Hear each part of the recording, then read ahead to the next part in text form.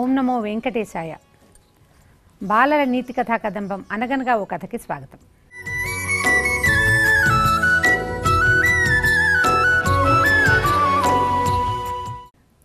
పురాణ గాథల్ని, ఇతిహాస గాథల్ని, నీతి గాథల్ని తేలికపాటి మాటల్లో పిల్లలకి అందించడమే ఈ కార్యక్రమం యొక్క ఉద్దేశం.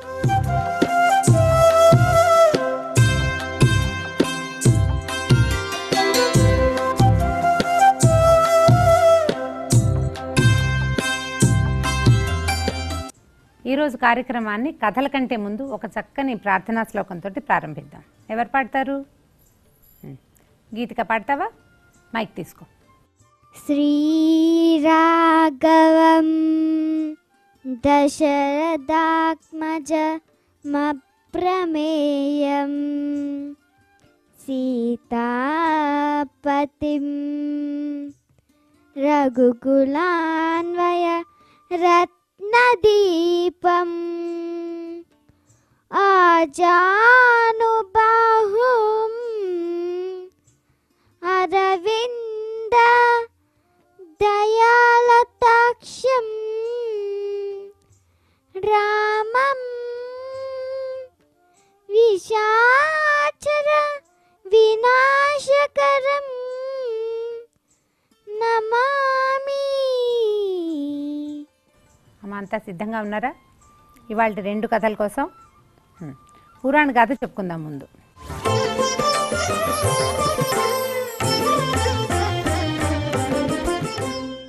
ధర్మరాజు అశ్వమేధ యాగం చేసేట. ఈ ధర్మరాజు ఎక్కడి వాడు? ధర్మరాజు అంటే మహాభారత కాలంలో ధర్మరాజు ఆయన అన్నదమ్ములు రాజ్యం చేస్తూ ఉండగా ఆయన అశ్వమేధ యాగం అని ఒక యాగాన్ని చేశాడు. ఈ అశ్వమేధంలో ఏంటంటే ఒక గుర్రాన్ని మంత్రించి దానికి పూజ చేసి దాన్ని వదిలిపెడతారు. యథేచ్ఛగా వెళ్తుందన్నమాట. ఆ యథేచ్ఛగా వెళ్ళేటప్పుడు ఆ గుర్రం అట్లా వెళ్ళడానికి దానికి మంత్రంతో అలాంటి ఒక ఇది చేస్తారు. అక్కడక్కడే తిరగదు, అది అలా నడుచుకుంటూ వెళ్ళిపోతుంది అన్నమాట. దాని ముఖం మీద ఒక కాగితం, ఒక చిన్న రేకు లాంటిది రాసి అట్ట పెడతారు. ఇది ఎక్కడ వరకు తిరుగుతుందో అదంతా కూడా ధర్మరాజుకి, ఈ యజ్ఞం చేస్తున్న రాజుకి సంబంధించింది. ఒకవేళ ఎవరైనా ఈ యాగాశ్వాన్ని పట్టుకుంటే వాళ్ళతో యుద్ధం చేసి మీ భూభాగాన్ని మేము స్వాధీనం చేసుకుంటాము అని రాసి ఉంటుంది. గుర్రం ఏవైపు వెళ్ళిందో వాళ్ళంతా ధర్మరాజుకి లోబడి ఉండేవాళ్ళు అనుకోండి, వాళ్ళ గుర్రాన్ని పట్టుకోరు. ఆ రాజ్యం అంతా ధర్మరాజు కిందే ఉంటుంది.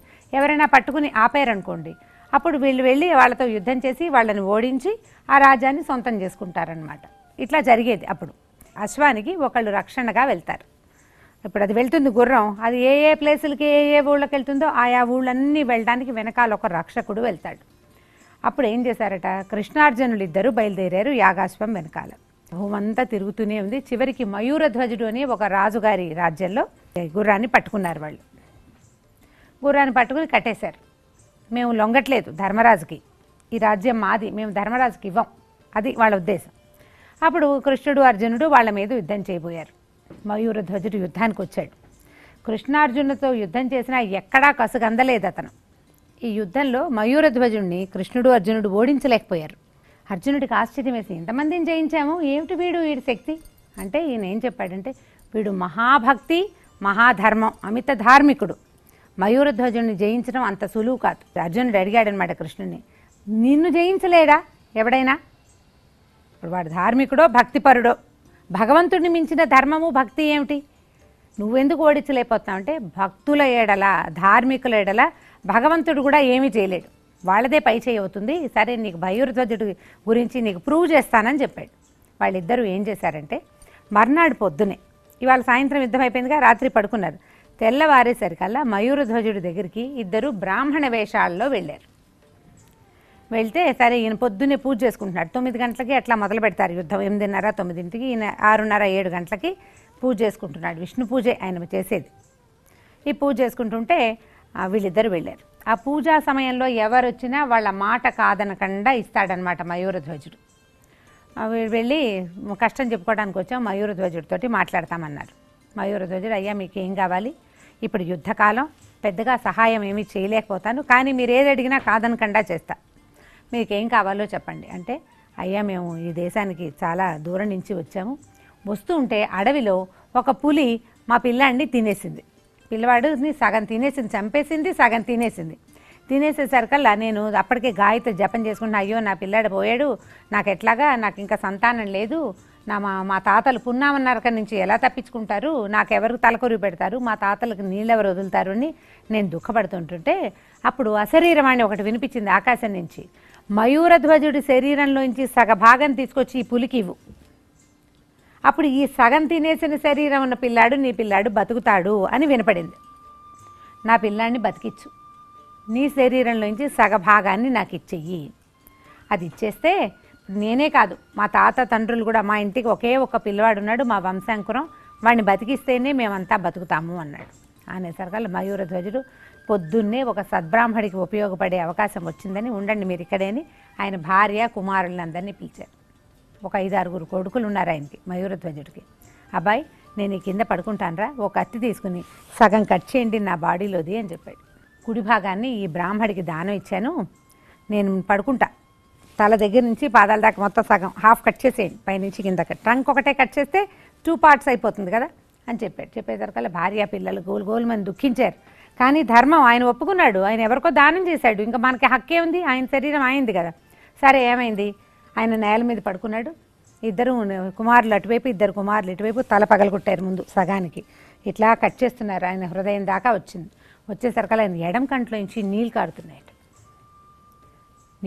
అర్జునుడు వణికిపోతున్నాడు, ఇదేమిటి మనిషి బతికుండగానే వీడిని 2 ముక్కలు చేయటం, వీడు ఇంత ధర్మం ఏమిటి, దానం చేస్తానన్నాడు బాగానే ఉంది, సగభాగం ఏమిటి, కావాలంటే పులిని నేను చంపుతా అలాంటివి అనాలి, అవనకుండా శరీరం ఇవ్వడానికి ఒప్పుకున్నాడు, వీడి ధర్మపరాయణత్వం ఎంత గొప్పది, అసలు ఏమిటి ఇలాంటిది అని ఆశ్చర్యపోతున్నాడు. కృష్ణుడు అన్నాడు, నీకు ఇంకో తమాషా చూపిస్తాను చూడన్నాడు. ఈయన ఎడం కంట్లో నుంచి నీళ్ళు గారుతున్నాయి కదా, నీళ్ళు గారుతుంటే కృష్ణుడు అన్నాడు, అయ్యా అంత ఇష్టం లేకుండా దానం చేయొద్దులే, నువ్వు నీకు బాధ వస్తుంది, కంట్లో నీళ్ళు వస్తున్నాయి, అంత ఏడుస్తూ దానం చేస్తే నాకు ఎట్లా ఫలిస్తుంది నాయన, నువ్వు సంతోషంగా నవ్వుతూ దానం చేయాలి, నవ్వుతూ సగం కట్ చేసి ఇవ్వాలి బాడీలోది అనేసరికల్లా ఈయన అన్నాడు మయూరధ్వజుడు, అయ్యో అది కాదు స్వామి, నేను బాధపట్టాలా, ఇప్పుడు సగభాగం కోసి మీకు ఇచ్చాక నా మిగిలిన సగభాగం ఎందుకు పనికిరాంది అయిపోతుంది, ఎవరికీ ఉపయోగపడదే, దానానికైనా పనికిరాదు, నేను ప్రాణాలతో ఉండను కదా, నా సగం దేహం వ్యర్థమైపోతుందని నాకు బాధగా ఉంది, అందుకని నా ఎడం భాగం కంట్లోంచి నీళ్ళు వస్తున్నాయండి, హృదయం ఎడం వైపు ఉంటుంది కదా, అందుకని నా హృదయం రోధిస్తోంది, నేను ఎవరికి ఉపయోగపడకుండా పోతానని నా గుండె రోధిస్తోందండి అన్నాడు. అనేసరికల్లా కృష్ణుడు అర్జునుడు చాలా ఆశ్చర్యపోయారు. కృష్ణ పరమాత్మకి తెలుసు అతను ఇలాంటి వాడు అని. అర్జునుడు ఎంతో ఆశ్చర్యపోయి గబుక్కుని కృష్ణుడు కాళ్ళు పట్టుకున్నాడు, ఈ పరీక్ష చాలు, ఇంతకంటే పరీక్షించద్దు ఇతన్ని, నాకు వీడెంత ధర్మపరాయణుడో తెలిసింది, ఇతని దగ్గర మనం ఓడిపోవటానికి గల కారణం ఏంటో నాకు అర్థమైంది, ఇంత ధర్మం నాకు లేదు, వీడిని బతికిచ్చు, వీడిని చంపద్దని చెప్పేశాడు. చెప్పంగానే వెంటనే కృష్ణుడి తాలూకు చేయి ఇట్లా మయూరధ్వజుడి మీద పడంగానే ఆ శరీరం కట్ అవుతుంది కదా, అది అట్లా దగ్గరకు వచ్చేసింది, అతుక్కుపోయింది, మామూలుగా అయిపోయాడు. వెంటనే ఈ కృష్ణార్జునులు ఇద్దరు వాళ్ళ స్వరూపాల్లో, అంతకుముందు బ్రాహ్మణ వేషాలు వేసుకున్నారు కదా, మామూలు రూపాల్లో కనపడేసరికల్లా కృష్ణుడిని అంత దగ్గరగా చూసి సంతోషం తట్టుకోలేకపోయాట మయూరధ్వజుడు.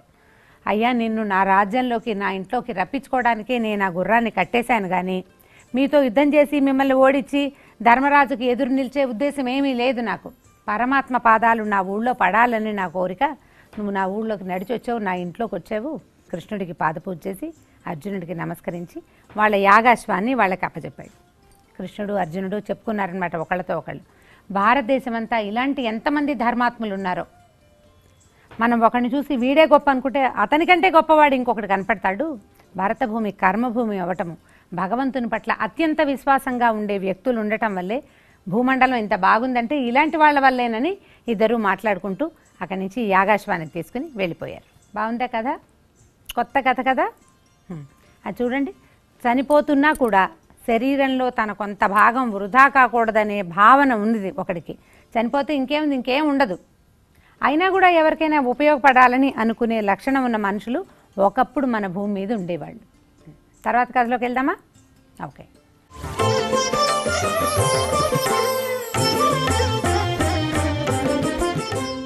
ఒక పంచతంత్ర కథ చెప్పుకుందాం. పూర్వమట చంద్రభూపతి అని ఒక రాజుగారు ఉండేవాడు.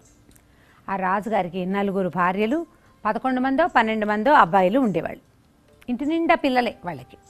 అయితే ఈ రాజుగారు ఏంటంటే పిల్లలు కాస్త అటు ఇటు తిరగడానికి వీలుగా ఉంటుందని అంతంత మేకల్ని పెంచారు.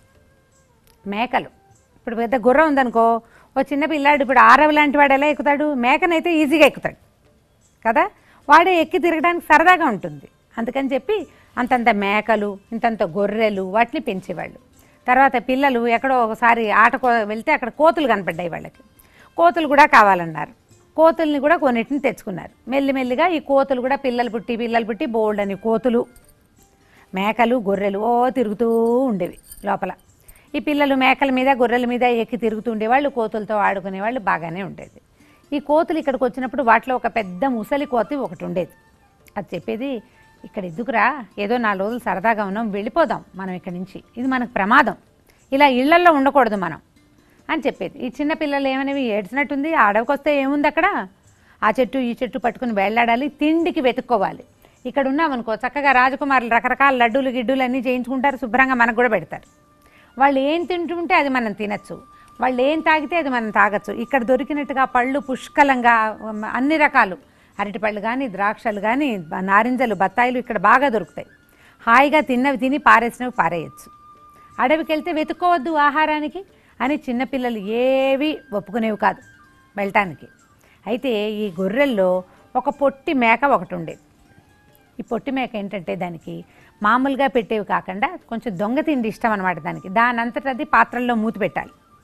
అదేం చేసేది, ఎంతసేపు వంటశాల వైపుకి వెళ్ళిపోతూ ఉండేది. ఆ పొట్టిది వెళ్ళి ఏం చేసేది, ఏదైనా వాళ్ళు ఏదో పాయసమో ఏదో చేసి పెట్టారనుకో, ఆ మూతి తోసేసి మూతి పెట్టేది అందులో. ఈ మేక ఎంగిల్ చేస్తే ఎవరైనా తింటారా, దాన్ని పారేసుకోవాలి. ఇంత వండితే అంతా పడేయాలి. అక్కడి నుంచి ఆకుకూరలు అవి బాగు చేసి పక్కన పెట్టి పప్పులో వేద్దాం అనుకునే లోపల చటుకుని వచ్చి ఆకుకూరలో మూతి పెట్టేది. ఆ మేక మీద విసిగిపోయేవాళ్ళు. ఏది చేతికి దొరికితే అది విసిరేసేవాళ్ళు దాని మీదకి. అది పరిగెత్తుకుంటూ పోయేది, దానికి తగిలేవి కాదు, అది పారిపోయేది. కానీ మళ్ళీ వచ్చేది, దెబ్బలు తిన్నా కూడా దానికి బుద్ధి లేదు. పదే పదే వంటింట్లో దూరేది. వంటశాలల్లో వంట వాళ్ళు ఉంటారు కదా, వాళ్ళు వచ్చి రాజకుమారులకి వాళ్ళకి చెప్తుండేవాళ్ళు, ఈ పొట్టి మేకతో చాలా కష్టంగా ఉంది, దీన్ని కట్టేయండి. కట్టేయండి అంటే అందరూ నవ్వేవాళ్ళు. అది పరిగెడుతుంటే ఎగురుతుంటే సరదాగా ఉండేది. ఒక కర్ర విసిరామనుకోండి దాని మీదకి, అది తప్పించుకుని ఇలా పక్క వెళ్ళిపోయేది. సరదాగా ఉండేది చూడ్డానికి. దాంతో ఎవరు కట్టేవాళ్ళు కాదు దాన్ని. ఈ పెద్ద కోత ఏం చెప్పేది అంటే, ముసలి కోత ఉంది కదా, ఈ మేక ఎప్పుడో మన ప్రాణాలు తీసేస్తుంది, దీనివల్లే మనం చాలా ఇబ్బంది పడతాం, చాలా అవస్థపడతాం, వెళ్ళిపోదామర్రా అని బతిమలాడేది ఆ మిగిలిన పిల్ల కోతుల్ని. అవి ఏవి ఒప్పుకునేవి కాదు. ముసలిదానివి, నీకు పిచ్చి, నువ్వు పో కావాలంటే ఒకరోజు అందరూ కలిసి పోట్లాడి ఈ ముసలి కోతిని 2 కొట్టి ఈ రాజభవనంలోంచి బయటికి తోసేసినాయి. ఆ ముసలి కోతి చీచీకి నేను ఈ బిల్డింగ్లో ఉండనని వెళ్ళిపోయింది. లేదు అక్కడ. కొన్నాళ్ళ తర్వాత ఏమైందంటే, ఈ పొట్టి మేక ఉంది కదా, ఇదేం చేసింది, వంట ఇంట్లోకి జ్వరపడితే అక్కడున్న వంట ఆయన ఏం చేశాడు, కోపం పట్టలేక ఈ పొయ్యిలో మంట పెట్టి వంట చేస్తుంటారు కదా, ఆ పొయ్యిలో ఉన్న ఒక కట్టిపేట ఒకటి తీసి దాని మీదకి విసిరేసరికల్లా దాని తోక కొంచెం అంటుకుంది. మంట తగిలేసరికి అంటుకుంటుందా, అది ఒక్క ఎగురెగిరి పక్కనున్న తాటాకు పాక మీదకి దూకేసరికల్లా తాటాకు పాకలు తొందరగా అంటుకుంటాయి మంట తగిలేసరికి. ఇదేమో తాటాకు పాక అంటించేసి ఆ పక్కనున్న నీళ్ల గుంటలో పడిపోయి తప్పించేసుకుంది. మేకకి ఏమవల, కానీ ఈ తాటాకు పాక అంటుకుపోయి ఏమైంది, ఆ తాటాకు పాకకి అటుపక్కన ఏముంది, గుర్రాల శాల ఉంది, గుర్రాలు ఉన్నాయి అక్కడ. ఆ గుర్రాల శాల అంతా అంటుకుపోయింది, గుర్రాలన్నిటికీ ఒళ్ళు కాలిపోయింది. మరి బర్న్స్ అయితే చాలా కష్టం కదా. సరే, అప్పుడు ఇంతకీ వైద్యులు వాళ్ళు వీళ్ళు వచ్చి, అయ్యో గుర్రాలన్నీ ఇట్లా అయిపోయినాయని, వంటశాల అంటుకుపోయింది, తాటాకు పాక కాలిపోయింది, గుర్రపు శాల కాలిపోయింది. అక్కడి నుంచి డాక్టర్లు వాళ్ళు వీళ్ళు వైద్యులు అంతా వచ్చారు. వచ్చి చూస్తే ఏమైంది, వీటికి ఇంతంత మేర ఇట్లా అంటుకుపోయి ప్యాచెస్గా కాలిపోయింది గుర్రాలకి. అన్నిటికీ 50% 40% బర్న్స్ ఉన్నాయి, కాళ్ళను గాయాలు. అప్పుడు వైద్యుడు ఏం చెప్పాడంటే, కోతి కొవ్వుతోటి గనక వీటికి మర్దన చేస్తే ఇది తగ్గుతుందండి, ఇంకోలా తగ్గదన్నాడు. వాట్ ఈజ్ కోతి కొవ్వు అంటే ఏమిటి, కోతుల తాలూకు ఫ్యాట్. కోతి ఫ్యాట్ బయట కనపడుతుందా, మన ఫ్యాట్ బయటకు కనిపిస్తుందా, కనపడదు. ఏం చేయాలి, కోతిని చంపి దాని కొవ్వు తీయాలి. సింపుల్. మన దగ్గర చాలా కోతులు ఉన్నాయి కదా, లోపల రాజకుమారుల దగ్గర ఎన్ని కోతులు ఉన్నాయి, ఊరికే ఆటకు ఉన్నవి, వాటి వల్ల ఉపయోగం లేదు. గుర్రాలు చాలా ముఖ్యమైనవి రాజ్యానికి, గుర్రాలు అవసరం కదా రాజుకి. అందుకని రాజు ఏమన్నాడు, ఆ ఉన్న కోతులన్నింటినీ చంపేసి ఆ కొవ్వు పూసి వీటిని రక్షించండి. ముందు కోతులదే ఉంది, మళ్ళీ తెచ్చుకోవచ్చు అడవి నుంచి అనగానే ఈ వీళ్ళ దగ్గరున్న 30-40 కోతుల్ని, పిల్ల మేక అన్ని చిన్న చిన్నవి పెద్ద పెద్దని అన్నిటినీ చంపేసి ఆ కొవ్వంతా ఈ గుర్రాలకు పట్టించే మందులు, వాటికి తయారు చేసే క్రీమ్లో కోతి తాలూకు ఫ్యాట్ని కలిపి వాటికి రాశారు. గుర్రాలన్నీ జబ్బు తగ్గిపోయింది, వాటికి కాలిన దెబ్బలు. కాకపోతే ఏమైంది, ఆ రోజున ఎప్పుడైతే ఈ పని జరిగిందో ఆ ఊళ్ళో ఒక గారడివాడు ఒక కోతిని తీసుకొచ్చాడు. ఆ గారడి కోతి ఈ అశ్వశాల మీద నిలబడి ఇదంతా చూసేసింది ఏం జరుగుతోందో. పెద్ద కోతి ఊరు వెళ్ళిపోయింది కదా, అది ఈ గారడివాడు ఈ ఊరు నుంచి ఇంకో ఊరు వెళ్ళేటప్పుడు ఆ అడవిలో కనపడిన ఆ ముసలి కోతికి, మీ వాళ్ళంతా చచ్చిపోయారు, వాళ్ళని మాయ చేసేశారు వాళ్ళు అంటే, ఇక ఇంకో కోతిని తెచ్చిపెడతామని చెప్పారు, మొత్తం కోతుల్ని చంపేసి గుర్రాలకి రిపేర్ చేసుకున్నారు అని చెప్పేసరికి కోతి వలవలా ఏడ్చింది. అయ్యో ముందే చెప్పే కదా, మనుషులు ఏం చేస్తారు, వాళ్ళకి అవసరానికి ముద్దు చేస్తారు, వాళ్ళకి అవసరమైతే చంపేస్తారు కూడా, ఏదైనా చేస్తారు, మానవులను నమ్మకూడదు, ఎంతవరకు ఉండాలో అంతవరకే ఉండాలి. కాసేపు ఆడిస్తారు, తర్వాత మన దారిని మనం వెళ్ళిపోవాలి, నేను చెప్పినా వీళ్ళు వినలేదు, అందరూ కాస్త చచ్చిపోయారని విపరీతంగా ఏడ్చింది కోతి. ఇప్పుడు ఏం ఏడ్చినా ఏం ప్రయోజనం, ఏ ప్రయోజనమూ లేదు. ఆ తర్వాత ఎప్పుడు ఆ కోతి అడవిలో కనపడిన ఏ కోతులనైనా కూడా ఊళ్ళోకి వెళ్ళండి, వెళ్ళి ఒక పూట తిండి సంపాదించుకొని పారిపోయిచ్చేయండి, కానీ ఏ ఇంటి మీద ఆశపడద్దు అని చెప్పిందట. అందుకని ఇప్పుడు మన ఊళ్ళలోకి కోతులు వస్తాయా, అవి ఏదైనా తీసుకుని పారిపోతాయి, కానీ మన ఇంట్లో ఉండి ఫ్రిడ్జ్లో ఎంత కూల్ డ్రింక్ తీసుకురాక మన ఇంట్లోనే కూర్చోవు, మనం ఏం కేకలేక్కర్లా, కాసేపు ఉండి వెళ్ళిపోతాయి అవి. ఎందుకంటే మనుషులతోటి ఎక్కువ సమయం ఉంటే వాళ్ళు ఎక్స్ప్లాయిట్ చేస్తారని తెలుసుకున్నాయి జంతువులు ఈ కథ తర్వాత. ఇది ఎప్పుడో జరిగింది. అంతకుముందంతా కోతులు మనతో పాటు తిరుగుతూ ఉండేవిట, మన ఇళ్లలో ఉండేవి. క్రమంగా అది మానేసినాయి. ఇప్పుడు చూడండి, కోతిని ఒక గారడి వాడు తెస్తాడా, దాన్ని కొట్టి కొట్టి దానికి బోల్డని నేర్పిస్తాడు, దాని మీదే వాడు సంపాదించుకుంటాడు. దీంతో పని జరగట్లేదు అనుకో, దాన్ని ఎక్కడైనా వదిలేస్తాడు కదా, ఎక్స్ప్లాయిట్ చేస్తారు. అందుకని జంతువులని మనుషులతోటి కలిసి ఉండకూడదని ఆ పెద్ద కోతి అనుకుని ఇక అందరికీ చెప్పేది. ఆ తర్వాత ఇంకా అదొక్కతే ఉండిపోయిందనమాట. కథ బాగుంది కదా. అంటే ఇదేమిటి, మనకి మన ఓన్ ప్లేస్ కాని చోట ఎప్పుడు ఉండకూడదు. ఇది కోతుల కథే అయినా కూడా మనం కూడా అంతే, ఏదైతే మన ఓన్ ప్లేస్ కాదో అక్కడ ఉండకూడదు. మనం ఎక్కడ సేఫ్గా ఉంటామో అక్కడికి వెళ్ళిపోవాలి. ఇది బాగుందని ఉండకూడదు, పూర్తి సేఫ్టీ చూసుకున్నాకే ఉండాలని చెప్పే కథ అనమాట. ఒక పురాణ కథ చెప్పుకున్నాం కదా, ఇప్పుడు ఒక భాగవత పద్యం విందామా? ఎవరు చెప్తారమ్మా భాగవత పద్యాలు? చేయెత్తండి. పలికెడిది భాగవతమట, పలికించేడివాడు రామభద్రుండట, నే పలికిన భవహరమగునట, పలుకద వేరుండుగాద పలుకగ నేల. పోతన్ గారు చెప్పిన పద్యం కదా, అంతేగా. భాగవత పద్యం విన్నాం కదా చిన్నది, ఒక హనుమాచార్య కీర్తన విందాం. నువ్వు పాడతావమ్మా శ్రీనిక? భావములోన బాహ్యమునందును గోవింద గోవింద అని కొలువావో మనసా, భావములోన బాహ్యమునందును గోవింద గోవింద అని కొలువావో మనసా, భావములోన. హనుమాచార్య కీర్తన విన్నాం కదా, ఇప్పుడు ఒక రామదాస్ కీర్తన విందాం. ఎవరు పాడతారు? ధ్రువ పాడతావమ్మా? మైక్ తీసుకో, పాడు. పలుకే బంగారమాయనా కోదండ పాని, పలుకే బంగారమాయనా,